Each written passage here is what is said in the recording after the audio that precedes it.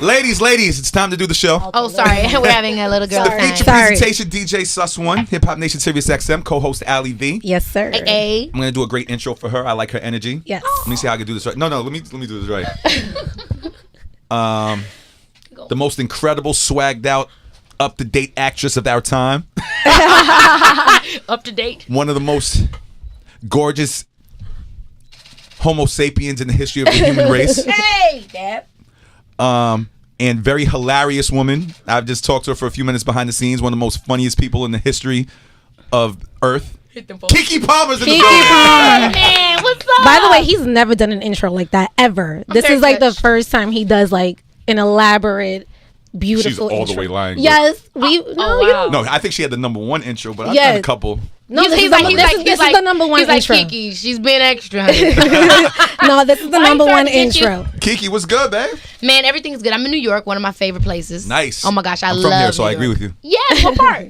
I'm originally from Brooklyn. I grew up in Westchester in the suburbs. Very And bomb. This is what it is. Very cool. I was here for like 4 months doing Cinderella, and when I was here, it changed my life. Like I was just like, where have I been? You know what I mean? Like New York has so many different cultures to get yourself involved in, and I think that was one of the main things like I missed. Like I was so always in the Hollywood world, living in LA, because you know LA is always overshadowed with Hollywood. That's the main thriving industry.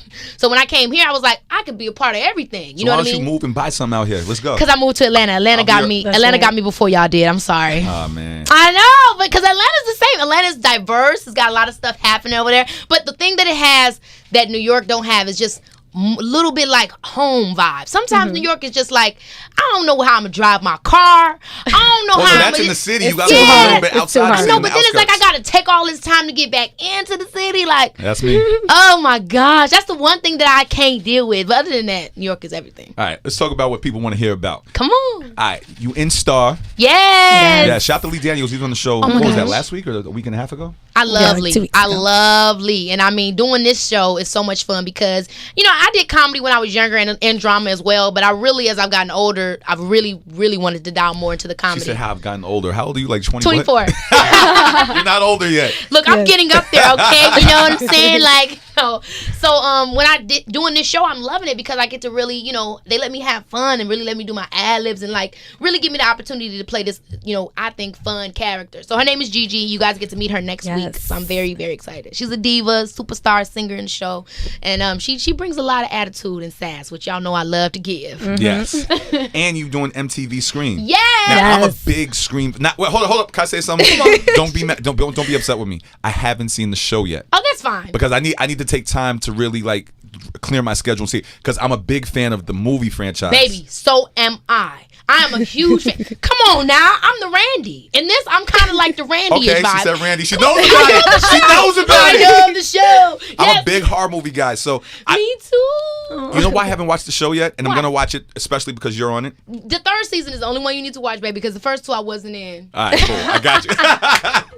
But do they show the actual Scream Ghostface mask? I didn't see it in the trailers. They didn't because they couldn't, but guess what? In ours, we got it. We That's got right. the voice and the mask, baby. And I'll that's put it in the my real- calendar. Watch season 3 with Yes. Keke Come Palmer on, immediately. baby. Yes, Queen Latifah producing. Shout out Queen. Flavor Unit was bumping. So I'm really excited about this for that one of those main reasons, which is that we get to do the real mask. We got the voice. And then also, this is Scream in a way we haven't seen it before because, you Well, know, are they paying homage to the movies besides the name? they are. But this is about kids from College Park.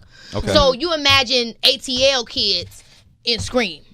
Yeah, I think the nigga. It's Would, totally I think the different. Ghostface nigga would die. Well, Exactly. it's only the third season's one episode. It's over. Thank you. So that's why I'm hyped because this is the Scream in a way we haven't seen it before. I don't think anybody's really expecting it, you know, this way. So I'm excited to see how they feel. Well, do you watch horror movies? Like, I love horror movies. I grew up loving horror movies, and as I got Really? older, I was just like, let me stop because they started getting too much. You know, too 'cause much as you or get too whack? a little of both. They lost a little bit of storyline at times, but I will say the Conjurings are good to me. I Okay. like the Conjurings because I like the little spiritual message of casting things out your life. Yes. But other than that, I feel like sometimes the storyline, they kind of got like, the storylines aren't always as strong all the time. And then, you know, it's easier now to film a horror movie for like 10 grand and make 4 million. We were just talking Yeah, about yeah. doing that. Exactly. Shout But out to all Ron, you- my camera guy. There's something in the house. Well, here's my thing about horror movies. And It, you know, the remake of It. What did you think? I thought it was great. I don't know why some people didn't like it. I Because know they why. comparing it too much to the first. They're comparing it to the first. Plus, they're seeing it. A lot of people who saw the first are comparing it, and they're an adult now. And you know, horror movies are made for teenagers and kids. Yeah. So you have to understand, if you saw that movie as a teenager or kid, you'd have been fucked up. Yeah, and people are comparing it too much to the first. The first was not the same movie. We have CGI now. So yes, they did lean on the CGI. They allowed the CGI to really paint that picture that back in the day, when they was throwing them rocks, the rocks was getting thrown and they was falling back a beat later. Yeah. So we had better like stunts, now. But this is what I want to talk about, because I was happy it was successful because it's an imaginary character. I feel like today's generation, now you could talk on this, you're younger than me. Because I'm only 25, you know what I'm saying? Oh, exactly. I'm just a year old. I'm just a year younger, you know? What scares the public nowadays? Because, if Freddy Krueger existed... Get out type stuff. That's what scares the public. To me, that's not really scary.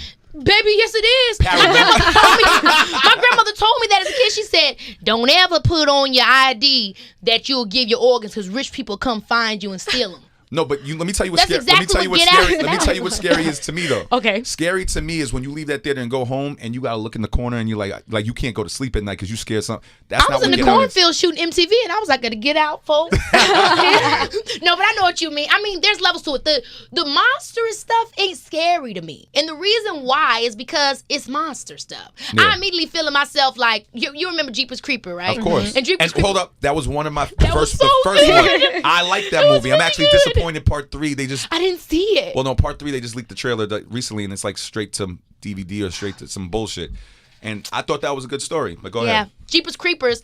Like, for me, the monster stuff doesn't scare me only because I'm so spiritual. So I feel like at the end of the day, my God will cash you out. And you can't, you know what I mean? Like, I go there with it. So for me, just like in Jeepers Creepers. But you scared of serial killer shit? Because you can't, the serial killer come and get you. Boom. Just get you. That's too much. That's scary. Just like, remember, I'm a huge horror. I still know what you did last summer. Yes. I know what you did last summer.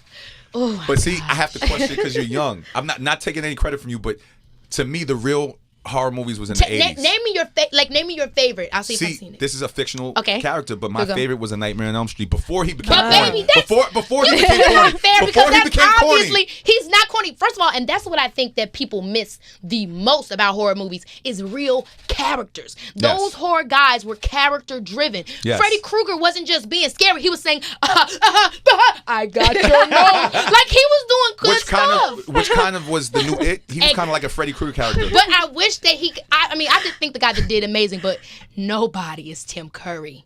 Tim Curry with that. I disagree. A Billy Boy. That was too good. I disagree. Come on, man. My bad, everybody. We have a lot of movie talk right now. Exactly. But Tim Curry was great. I can't take nothing from Tim Curry, but come on, it's not what this was today. Bill Skarsgård, whatever. You know, they asked him I heard that they asked him originally to do it.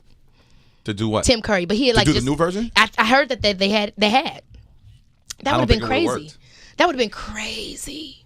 But I think that this guy, first of all, he's so young. He did such a great job. I thought he did amazing. Yes. I mean, I was entertained through and through. And those kids was acting their butt off.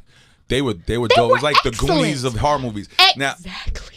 You're good. I talked to Lee Daniels a couple of weeks ago. He's on the show. Yeah. And I asked him if he would ever do a horror movie, and he said, "Who told you? Like, he's gonna do horror movies." Yeah. So, and he said I could. Don't make me text you. Even though I'm doing my thing here, I told him I would fucking intern for you because I want to be in that world, and I'm gonna tell him that he needs to put you in the movie. He's got to, man. I'm about to text Lee right now and tell him like, "Yo, boy, I'm gonna say DJ Sus just told me, man. He just told me." Now let's talk about Berlin Station. Yes, so Berlin Station comes out October 15th. Okay. And this is totally different from everything that we're just talking about. Like, I mean, I'm playing a CIA agent. This is definitely a more serious tone, political, but still thrilling at the same time. Takes place in Berlin. So I was in Berlin for like 4 months shooting this project. It was really cool. I really wanted to do it because, first of all, I thought the topic was cool.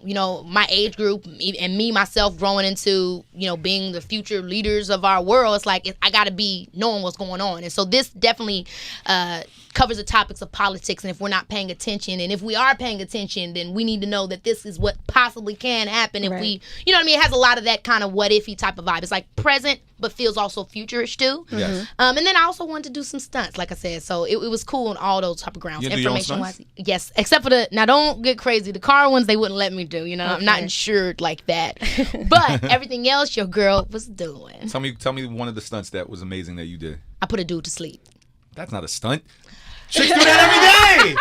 You're pretty quick with it. Yeah, they do that every day where I'm from. You have Ashley Judd is now in Berlin Station. Yeah, me and her both are new this season. Yes. Okay, and obviously the rumors are circulating with Harvey Weinstein, and she came out and she was like one of the people that actually came out and spoke about him, and that she was like a victim of the whole sexual allegations. And I'm bringing that up because I remember you and Trey Songz had like this whole thing as well, and you called this sexual intimidation. Have you heard about like her and Harvey? I heard about the same thing this morning when I was doing Good Day, and they asked me, but I don't know the actual details of it. I just was just like, I mean, was it just her that was alligating, or was it other people? A few women. Right. Yeah. A few women. They gotta listen. People gotta listen to women when they start saying stuff. You know what I mean? Like, you got to pay attention. I mean, things happen. But why keep, as a female, because you didn't make the option to stay quiet. You actually spoke out on it. But sure. Ashley actually stood quiet for a little bit and then spoke out on it. Why do you feel females are like that? Like, is it because he is such a powerful man in the industry? Yeah, I think there's a number. It's like if you working at your job and your boss try to sleep with you and you say no, you afraid you lose your job. Right. You know what I mean? I think it's stuff like that. I think that's the whole thing when they talk about, people in power and how they're using that power. I can't speak to that situation directly, but I know for my own self when I've been in situations like the ones you heard of and the ones that you haven't heard of. Right. For me, it's just been like, you got to stand up for yourself. That's really what it's about. It's about standing up for yourself and not letting people think that they can take advantage of you. At the end of the day, that's what it's about. Right. And then sometimes you got to go harder as a woman in that sense. Nice. You're not a man. You ain't got big muscles. Right. That's a good message. Just on topic, just because we're going to go left, I want to talk about her music, but I just want to take it to the Bill Cosby situation. I know that's old news, but I just want to know, because y'all talked about this, do y'all believe, because I just want to know, do y'all believe, I'm sure maybe some of it, but do you believe, how many women was it, like 50-something? Do you believe that it's possible that all those women it happened to?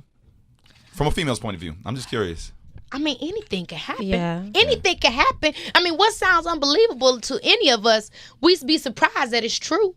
But I mean, for me, it's just, when you don't have that relationship with that person, it is always hard for you to believe. Yeah. You know what I mean? When I say what I said, or when Ashley said what she said, or when those women said what they said, if you know that person to be an amazing person, then none of it seems real to you. A fan got on me today on Twitter, actually, because I was, I'm just reporting the news. I don't know if you heard this, but Nelly got accused of rape. Exactly. Right. But now I said on the air, if that happened, that's fucking horrible, and he needs to pay the consequences, right? Yeah. But I said the Nelly I know, I don't think would do that, and plus Nelly is he's one of those guys that he's like the LL Cool J of his time. Like, girls were sweating him, all that, so I can't see him doing something like that. And a fan got at me for saying that, but obviously if he did it, that's horrible. But and in terms of sexual assault or any type of thing like that, it's not always about the actual act. It's about making somebody feel. It's like not always. Most times it has nothing to do with actually wanting to sleep with that person. It has all to do with wanting to gain power of that person. It's like, have you ever read that book, The Art of War? Yes. If I get this close to you and I start asking you questions, you're gonna feel uncomfortable. And so a lot of times that's all it's about. It's just about power. It don't have nothing to do with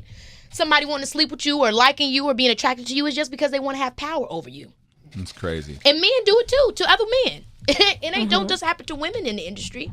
Happens to guys too. Happens to anybody. Yeah, it doesn't work the same for guys though. It's crazy. I hate to say that, but if I told you right now that Keke Palmer raped me and I'm pressing charges, no, I mean guys. Guys do it to guys. Oh, that's a whole different story. That's some you know what I mean. That happens. Yeah, but it happens. it does. But a woman is maybe more inclined to speak out than a guy would, especially if it was a guy that's assaulted him in some way. All right, let's get out of this crazy conversation. Let's talk about music. Yes. Talk to me about your music, and you have it's not Keke Palmer, the music, right? Well, it is, but you're talking about my most recent project I just dropped, Lauren. Yes. So, so that's my real name, and that was pretty much like, I titled that Lauren because a lot of people don't know that's my real name, and a lot of people don't know where I'm from. I want to know where the Keke Palmer come from then. Exactly. So, Keke came from my sister. When I was about to be born, first of all, let me let y'all know, I come from one of those families where everybody has a nickname. My cousin Ladybug, my cousin Boogie, my Uncle Pokey. You know what I mean? So, for me, when I was about to be born, my sister was like, I want her to be named Keke. And my mom was like, that's not a real name for an adult. But the gag is that became the only name that I use. So pretty much Lauren Kiana Palmer is what they named me. But my real name, my first name, what I was called all through school was Lauren.